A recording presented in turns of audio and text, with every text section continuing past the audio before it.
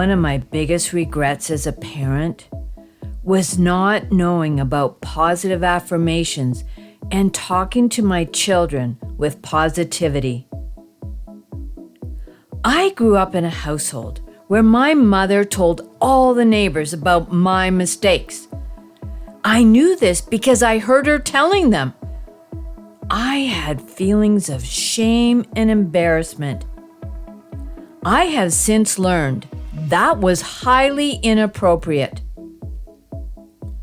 Because of my upbringing, I consciously avoided repeating those mistakes with my children. What I hadn't learned was to talk to my children in such a way as to build them up instead of tearing them down. If I had to do it all over again, I would have started the day my child was born, telling them that they are worthwhile and can achieve anything they set their mind to. In last week's episode, I talked about how positive affirmations can enhance your mental and physical well-being, and how repeating these simple yet profound statements can rewire your brain to think positively rather than negatively. This shift in thinking can reduce stress, improve self-esteem, and enhance overall happiness.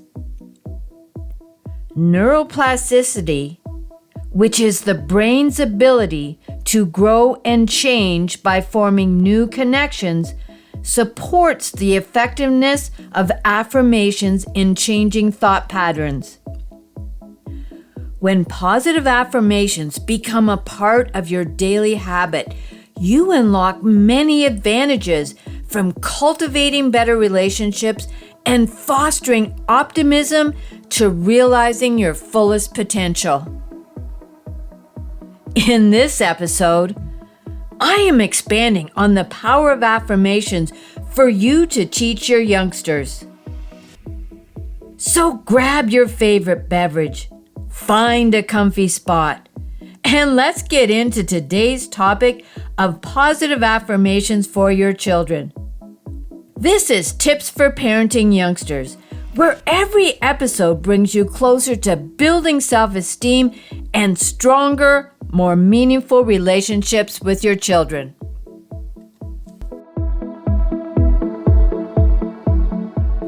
Youngsters are like sponges, absorbing energy and attitudes of the environment around them.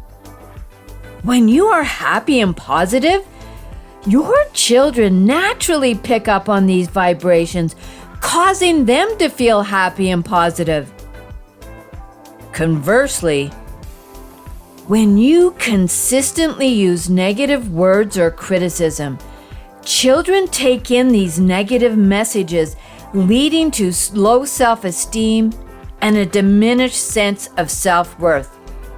For example, a child who hears affirming statements like, "I believe in you," or "You can achieve your dreams," is likelier to internalize these beliefs and approach life with a can-do attitude.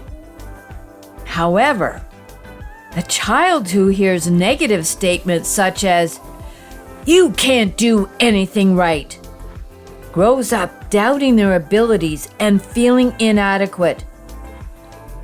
I tended to speak to my children more this way, not a proud parent moment. Several years ago, I learned about two fascinating experiments conducted by Dr. Emoto that demonstrate the power of words and attentions. Dr. Emoto was a Japanese researcher, author, and entrepreneur known for his controversial experiments on the impact of human consciousness. Dr. Emoto conducted two types of experiments: the water crystal and rice. In the water crystal experiment, Dr. Emoto exposed two jars filled with water to various words, music, and environments. Several times throughout the day, Dr. Emoto spoke positive words like love and gratitude to one jar. He said negative words like hate, anger to the other jar. After 30 days of doing this, he froze the jars and examined the crystals under a microscope. The jar of water exposed to positive words and music formed well-defined crystals, while the jar of water exposed to negative words and music formed distorted and chaotic patterns. In the rice experiment, Dr. Emoto placed rice into 2 jars and then added water. Again, to one jar, he spoke positively several times throughout each day with words like thank you and I love you. While the other jar, he spoke negatively with words like you fool and I hate you. After 30 days, the rice in the jar that received positive affirmations was relatively unchanged, while the rice in the jar that received negative words had turned moldy and decayed significantly. Both experiments demonstrate the potential influence of our thoughts, words, and emotions on those around us, emphasizing the power of positivity and the harmful effects of negativity. Try it out with your loved ones or anyone, even your pet. Spend several minutes thinking of how wonderful your loved one is, their strengths, and what makes them unique. Then see how they react. On another day, see how they react when you think of them negatively. I've tried this myself, and it is uncanny how much our thoughts change our lives and the people around us. Here are 5 harmful and toxic consequences to children who hear constant negative words. Children with low self-esteem may doubt their abilities and shy away from challenges, resulting in lower grades and less participation in school. They may struggle to make friends or engage in social activities, feeling unworthy or fearing rejection. Persistent feelings of inadequacy can result in bouts of depression, anxiety, and other mental problems. Low self-worth can sometimes manifest as anger, defiance, or other behavioral issues as children struggle to cope with their feelings. Children with low self-esteem may find it difficult to bounce back from setbacks, lacking the confidence to persevere. As parents, how we speak to our children can significantly influence their self-esteem and development. These words can slip through our mouths without a thought because that is how our parents talked to us. I know mine did, and I did it with my children more times than I care to remember.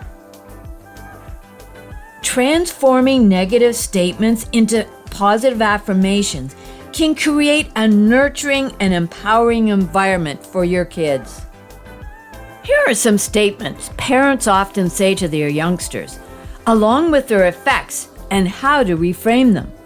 Like many parents, I've said these things myself and feel embarrassed knowing how they affected my children. Here's what not to say. You never do anything right. This can make the child feel incompetent and inadequate, leading to low self-esteem and fear of trying new things. Now here's a way to reframe it. Everyone makes mistakes sometimes. I believe you can do it better next time. Or how about this one? I know I've done this one. Why can't you be more like your sister or brother? This comparison can create jealousy and inadequacy, potentially causing sibling rivalry and low self-worth. Here's a way to reframe that. You have your own unique strengths and qualities that I love. Here's one I've heard so many times. You'll never amount to anything. This could significantly harm a child's self-belief, resulting in diminished motivation and hopelessness regarding their future. You can reframe this by saying, you have so much potential, and I know you can achieve great things. Here's another one. Stop being so lazy. This can make the child feel ashamed and criticized, potentially causing a negative self-image and decreased motivation. You can reframe it by saying, let's find a way to get this done together. I know you can do it. And the last one, you're such a disappointment. This can deeply hurt the child's self-esteem, making them feel unworthy and unloved.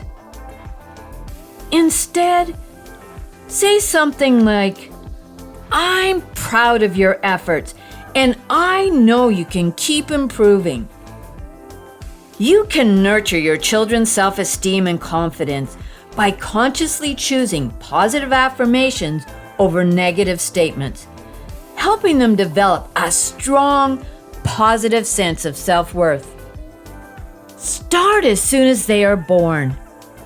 When holding them or feeding them, start filling their minds with positivity, and then as they mature and develop, get your youngsters to repeat the same affirmations themselves. This habit will stay with them forever, helping them achieve their full potential. You can easily teach affirmations to your children. Use games and activities to make affirmations fun. For example, create an affirmation jar where children can write a positive statement daily and put it in the jar. Make affirmations a daily part of their routine.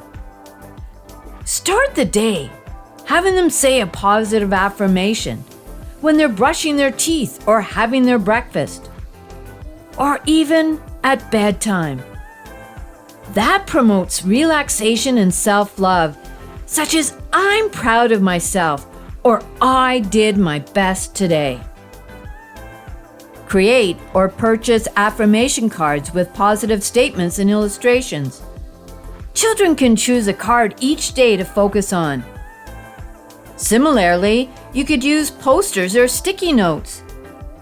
Place them around the house where your youngsters can see them regularly, such as the bathroom mirror or on their bedroom door. Help your child develop the affirmations that resonate with them. Personal affirmations empower them to take ownership of their positive thoughts. Or when your child uses affirmations or displays a positive attitude, celebrate their efforts.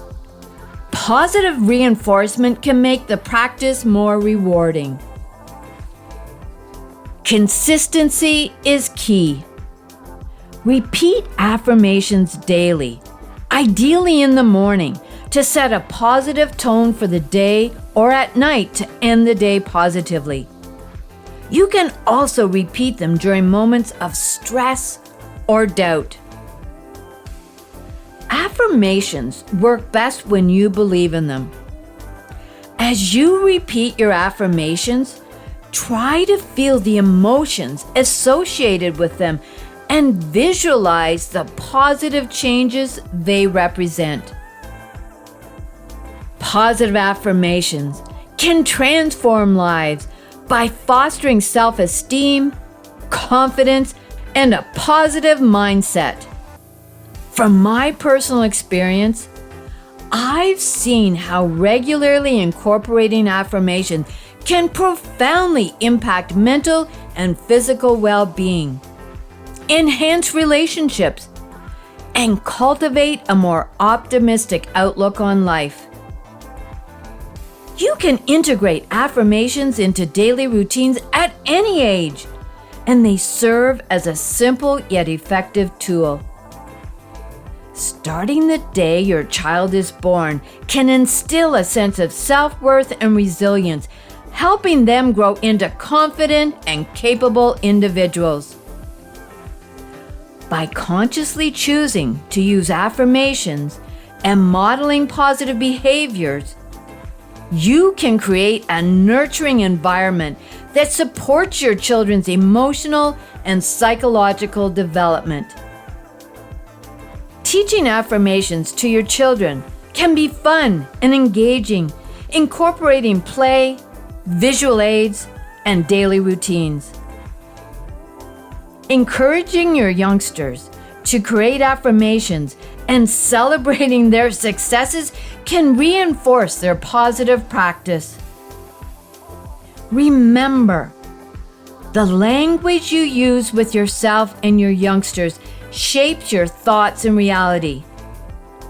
By choosing positive affirmations over negative statements, you can nurture a mindset that embraces growth, possibility, and self-love, paving the way for a fulfilling and empowering life. Embrace the power of positive affirmations today and watch as you transform your life and the lives of those around you, bringing love, joy, and fulfillment into every moment. Wayne Dwyer once said, "When you judge another, you do not define them, you define yourself." In parenting, judging others can sometimes feel like a big part of the journey. But have you ever wondered why we do it? Next week, I'm diving deep into the topic of judgment. We'll explore what judging others means and how it affects our families.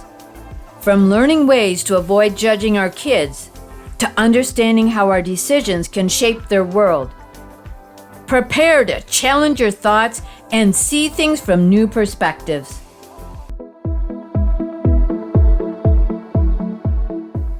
Thank you, listeners, for embarking on this journey with me today. Your time and attention are precious, and I am genuinely grateful that you chose to spend them with the Tips for Parenting Youngsters podcast. Your support and engagement mean the world to me. As I conclude this episode, I want to remind you to subscribe to my podcast, Tips for Parenting Youngsters. With new episodes released every Thursday, you won't want to miss out on the valuable insights and strategies I share for positive parenting. Embark on a journey of self-discovery and join me as I navigate the complexities of parenting to build stronger family bonds and self-esteem.